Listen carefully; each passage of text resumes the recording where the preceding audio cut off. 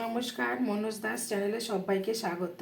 আজকে নিয়ে চলেছি আজকে নতুন পর্ব, নতুন রান্না। এদিকে নিয়ে নিয়েছি গঙ্গার বেলে মাছ। এবার দিয়ে দেবো আমি নুন হলুদ। ভালোটা মাছটাকে ভালো করে ধুয়ে নিয়েছি, নুন হলুদ দিয়ে মাখিয়ে নেবো। দিয়ে আজকে বেলে মাছ হবে সিম আর আলু দিয়ে মাখানো হয়ে গেছে। বেলে মাছ, গঙ্গার বেলে মাছ আজকে রান্না করব। দেখতেই পাচ্ছ ফ্রেশ একদম, ধুয়ে ভালো করে নুন হলুদ মাখানো হয়ে গেছে। এবার ভেজে নেবো। তেলটাও গরম হয়ে গেছে, মাছটা দিয়ে দেবো।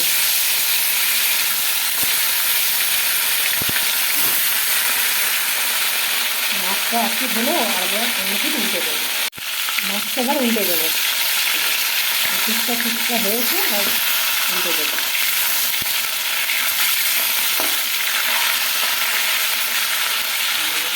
মাছটা ভাজা হয়ে গেছে, তুলে নেবো। আদা ওখানে আছে, দেখ সে বাজার করে নিয়ে এসেছি। আদার মধ্যে আছে বা ঝুড়িতেও আছে, দেখ। বাকি মাছগুলো আমি দিয়ে দেবো।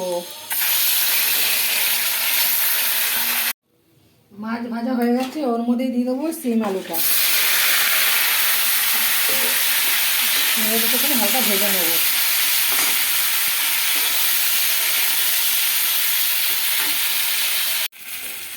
হালকা ভাজা ভাজা মশলাটা দিয়ে দিবি, টমাটম দিয়ে দেবো। বেশ করে কষে জল দেবো। আমার মশলাটা কষানো হয়ে গেছে, আর জল দিয়ে দেবো। ঢাকা দিয়ে সেদ্ধ হতে দেবো। কপিটা বসাবো। প্রথমে কড়াতে তেল দিয়ে দিই, একবারে বসিয়ে দেবো। তেল দিয়ে দিচ্ছি, তেলটা গরম হলে ফোড়ন দেবো। তেলটা গরম হয়ে গেছে, ফোড়ন দিয়ে দেবো তেজপাতা, পাঁচ ফোড়ন একটু নেড়ে দেবো। বাঁধাকপিটা দিয়ে দেবো, বাঁধাকপি দিয়ে দেবো, আলু দিয়ে দেবো। দিয়ে ভালো করে নাড়িয়ে ঢাকা দেবো। কী করে বাঁধাকপি আগে ভাপালাম না, সুন্দর হয়ে যাবে। মাছের ঝোলটা ফুটে গেছে, দিয়ে দেবো কুচানো ধনে পাতা।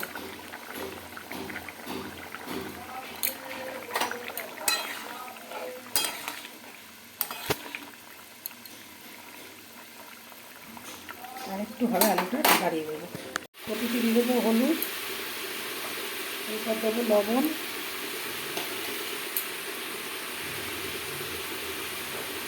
লঙ্কার গুঁড়ো, জিরে গুঁড়ো, সবার শেষে দেবো ধনের গুঁড়ো। দিয়ে ভালো করে নেড়ে ঢাকা দেবো। এর থেকে যে জল উঠবে ওতেই সব সেদ্ধ হয়ে যাবে, তাই কতটা কমে গেছে। ভালো করে ঢাকা দিয়ে দেবো। কুচানো টমেটোটা দিয়ে দেবো কপিতে। টমেটোটা বাকি ছিল, দেওয়া হয়নি।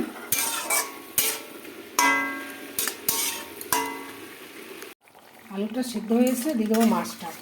মাছের সঙ্গে একটু ফুটলে পরে হয়ে যাবে। ভালো করে একটু নাড়িয়ে দেবো, দিয়ে তারপর ঢাকা দেবো। বাঁধাকপিতে দিয়ে দেবো ধনে পাতা কুচি, আর দেবো গরম মশলা, শাহি গরম মশলা। আবার নাড়ি চাড়িয়ে ঢাকা দেবো। মাছের ঝোলটা হয়ে গেছে, নামিয়ে দেবো। একটা গামলিতে এই যে নামিয়ে দিচ্ছে। স্বাদ অনুসারে দিয়ে দেবো একটু চিনি।